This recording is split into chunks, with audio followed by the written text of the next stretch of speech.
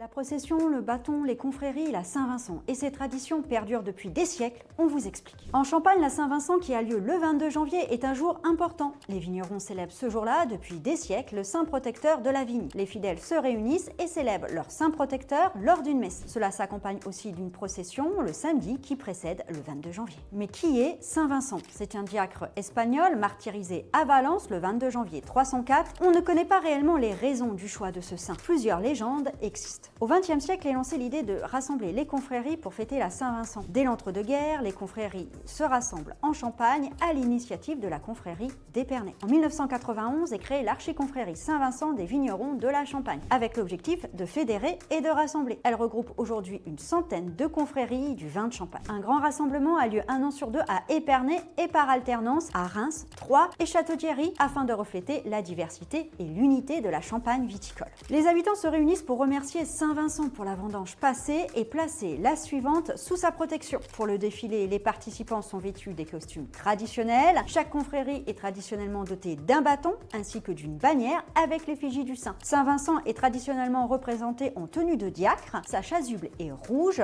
pour montrer que son sang a coulé. Chaque année, le 22 janvier, pour la Saint-Vincent, la messe est célébrée avec du vin clair, c'est-à-dire du vin issu de la vendange précédente. La cérémonie se termine toujours par la bénédiction d'une brioche que les fidèles se partagent par la suite. Enfin, sachez que la Saint-Vincent n'est pas exclusivement une fête champenoise. Les Bourguignons aussi ont leur Saint-Vincent, et puis Saint-Vincent n'est pas honoré uniquement par les vignerons, il est aussi le saint protecteur des couvreurs.